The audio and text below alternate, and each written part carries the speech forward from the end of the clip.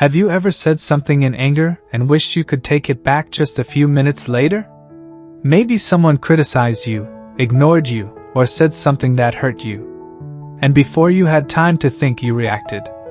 But what if you could create a small space between what happens and how you respond? That small space can change everything. Today, on Speak English Daily, we are going to explore the power of not reacting, and how learning to control your emotions can help you make better decisions, handle difficult people, protect your relationships, and feel more in control of your life. As you listen, remember that this is also your English speaking practice. Read the words on the screen aloud together with the narrator. Follow the words, speak clearly, and try to match the natural rhythm and pronunciation. You don't need to be perfect. Just keep speaking. So, take a breath, slow down, and let's begin.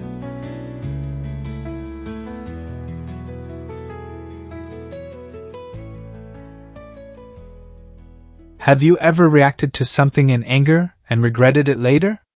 Maybe someone criticized you, ignored you, interrupted you, or said something that hurt your feelings. In that moment, your emotions became stronger than your ability to think clearly. You wanted to respond immediately, because reacting felt natural. But emotional control begins when you understand one simple idea. You do not have to react to everything you feel. An emotion can appear without your permission, but your response is still a choice. The goal is not to become emotionless.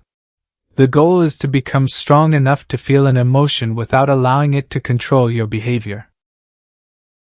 Emotions are powerful because they prepare us to act. When we feel threatened, we may become defensive. When we feel insulted, we may want to fight back. When we feel afraid, we may want to escape. These reactions can happen within seconds, often before we have fully understood what is happening. The problem is that modern life is filled with situations where an immediate reaction is rarely necessary. A rude message is not a physical threat. A disagreement is not a battle for survival. Yet our minds can still respond as if something extremely dangerous has happened. Learning to pause gives your thinking mind time to catch up with your emotional response. This pause is one of the most important tools for emotional control. Imagine that someone says something offensive to you. Your first instinct may be to answer immediately. Instead, stop. Take one slow breath. Do not speak for a few seconds. During that small pause, ask yourself, what am I feeling? Maybe it is anger, embarrassment, disappointment, or fear. Naming the emotion creates a little distance from it. You are no longer simply experiencing the emotion. You are observing it. That difference matters. When you observe an emotion, you create the possibility of choosing your next action. A few seconds of silence can sometimes save you from hours of regret.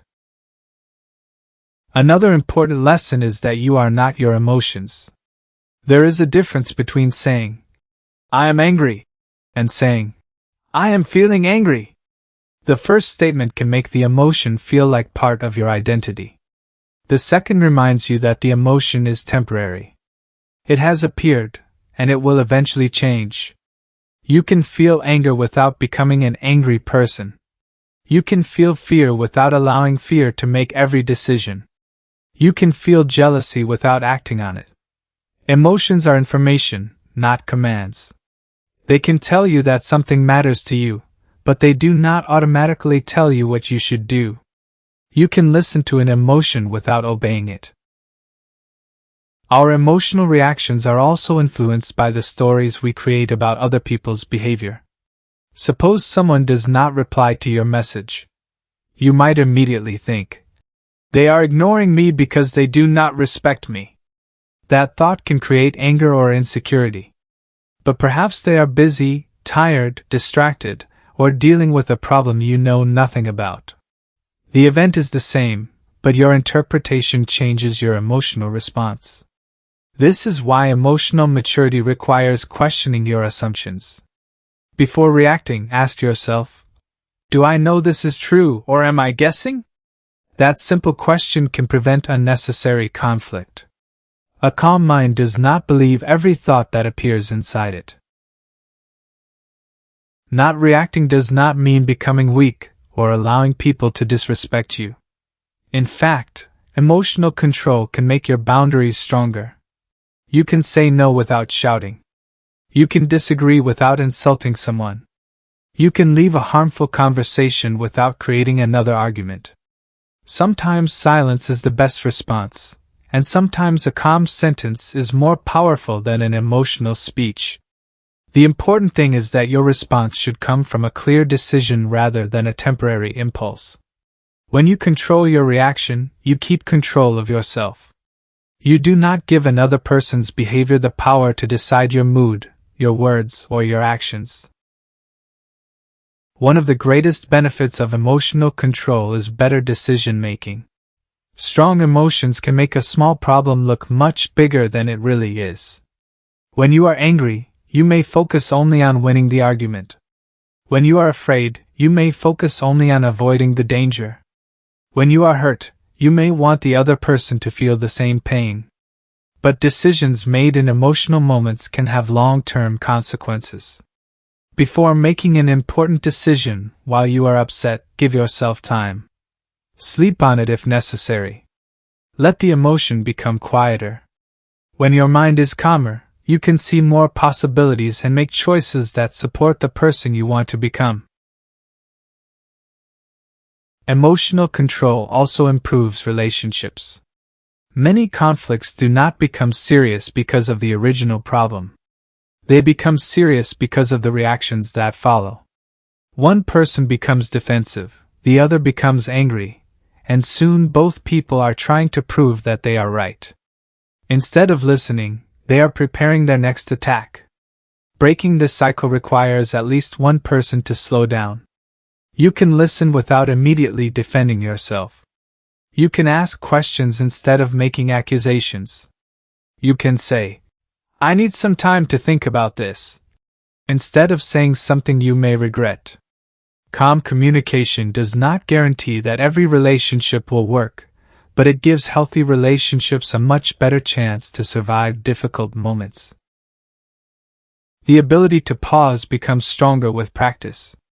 You do not need to wait for a major crisis to train yourself. Practice with small frustrations every day. When traffic is slow, notice your reaction. When someone interrupts you, pause before responding. When you receive criticism, listen before defending yourself. At the end of the day, think about moments when your emotions controlled your behavior. Ask yourself what triggered you and what you could have done differently. This is not about judging yourself. It is about understanding your patterns. The more clearly you recognize your triggers, the easier it becomes to prepare for them. With practice, the pause becomes more natural, and calmness becomes a habit. The real power of not reacting is freedom. You cannot control what other people say. You cannot control every disappointment, rejection, delay, mistake, or unexpected event. But you can become better at controlling what happens inside you and what you choose to do next. Emotional strength does not mean that you never get angry, never feel afraid, or never become upset. It means that you can experience those emotions without handing them complete control. The next time something triggers you, remember to pause. Breathe. Notice what you feel. Question the story in your mind. Then choose your response. That small space between emotion and action is where self-control begins. And with practice, that small space can change the way you live. Congratulations! You have completed another English Read Aloud practice session with Speak English Daily. You did more than simply read a paragraph today. You practiced speaking continuously, improved your pronunciation, worked on your natural speaking rhythm, and trained yourself to feel more comfortable speaking English aloud. Remember, fluency does not come from being perfect. It comes from practicing regularly and continuing to speak. What did you learn in this video? You learned that emotions are powerful, but they do not have to control your actions. You learn the importance of pausing before reacting, observing your emotions, questioning your assumptions, and choosing your response carefully. You also learn that emotional strength does not mean becoming emotionless. It means feeling your emotions while still remaining in control of your behavior. Now, here is a question for you. Think about the last time you reacted emotionally and later wished you had responded differently. What happened, and what would you do differently today? Share your answer in the comments. Your experience might help someone else who is learning to control their emotions too. If you enjoyed this lesson, like the video and subscribe to Speak English Daily for more English read aloud practice. Keep reading, keep speaking, and keep building your confidence one day at a time. See you in the next lesson.